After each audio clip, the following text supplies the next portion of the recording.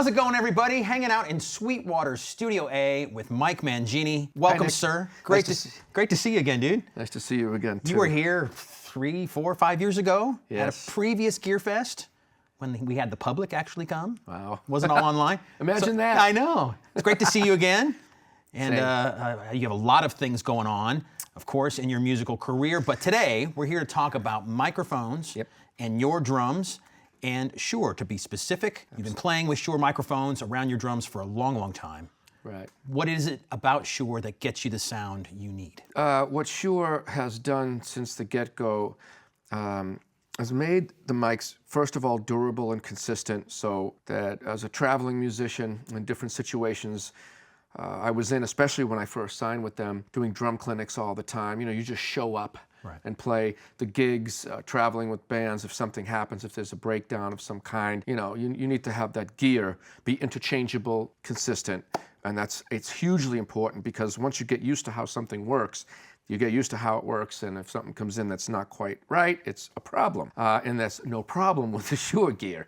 So that's number one. Also, I learned to understand the different, again, like modules of microphones. The microphones for the metal, the microphones for the stuff that goes boom, you know, the toms, the kicks, the room mics and everything. Because I started out, I don't know about you, but early on when you wanted to like mic yourself or record something, all I really could afford to do is go out and like get Radio Shack, like these microphones that we're speaking into. Right. So I actually learned how to engineer with like stuff like that. So when I graduated to Shure, it was like a godsend that the stuff worked so well, and it was so really made for each part of the kit. Right. So that's it. Well, we have a great relationship with Shure here at Sweetwater. We use their mics constantly in our studios here for drums and every other instrument too. So how different is the setup? I know your drum set's a little bit different than you normally play as far as the sizes and setup, but how different is the microphones that we have around your kit here today? Today, the main difference would be with the toms. These are the Beta 181s, and I have been using the Beta 98s, the little, you know, mics you can put anywhere, which is amazing that they have the sound that they sound, but I still use them. They were the first ones that I used, and they're on basically every record that I've done. Right. I carry them live and everything. Today, we're going with these, and they sound amazing. It's like, oh, may I have 45 of those, please? Like, I don't have many drums, right? But they really offer a sense of balance. You know, when you mic the drums, there's that environment where everything is really tight. You know, you don't have any leakage. It's all almost like a drum machine with faders. And then you have the other environment, which is a little more open. You can get away with that in the studio. Right. Hence, you know, microphones near the walls and the windows on the floor and the whole bit. So these offer pretty tremendous balance. The KSM 137s, the spot mics for the metal, those are the same.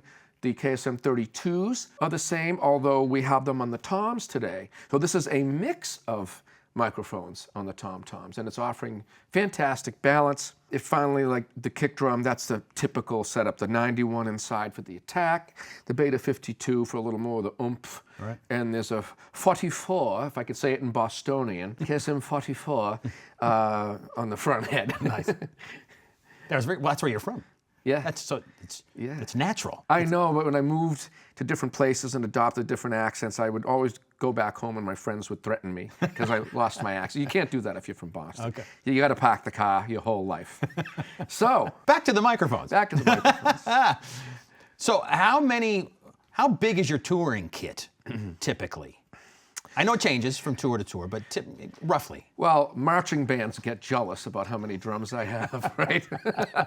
But that kit, it's look, at the way to explain it so it doesn't look like, why do you need all that stuff to sound good, and why can't you use a small kit or whatever? First of all, I hope anybody that's a musician doesn't listen to anyone else trying to tell them what they love and what they don't love. You need that love of what you do to get you through obstacles. How do we survive without that, right? As far as how large it is and everything, it's just basically in modules where I've gone from 4 kick drums down to 1. Well, I like the different tones. The big, why not? The big 26, sure. 18. I mean, I was enjoying Dream Theater. Why can't I have those different tonal qualities and things? Whatever. So I'm down to 1.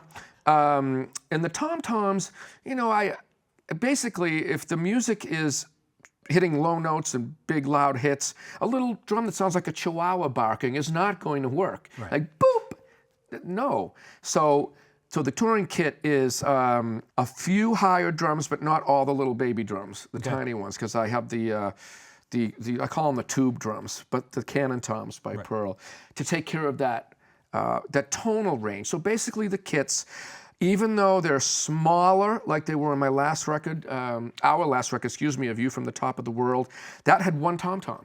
Okay. Just one. And I'm actually, with my live kit, I only have, I have two, sorry. I have the 12 and a 14. So I've dumbed it down, but the range is still there, and that's what I want to translate, where the microphones come in. I have the range from very high drums and very low drums. Okay. So even though I don't have a lot of them in the middle, I can still access those tones. When the musicians play high notes, I play higher. They play big low notes, I play lower. And Shure is giving you, recreating those sounds out the PA or on the record just like you want them, like you're hearing them in your head. When I'm in control, yes. I mean, you know what it's like. We work in the business, you work with people. And so a lot of times the result is a combination of a group of people. It's not our one thing, unless we're the drummer in charge and you know what I mean. Doing everything and submitting the frequencies you like and basically getting the result to sound like we want to sound because we hear it differently back here. Sure. So what's really cool about this, I guess, at the end of the day, to listen to what we're doing here today, is Shure, in essence, is capturing what it is that I'm trying to do back here. And it's allowing me to communicate that to people. That's great. Thanks so much for giving us all this great information, man. Great to see you again. You're welcome. Nice to see you too, Nick. All right. Thanks, everybody.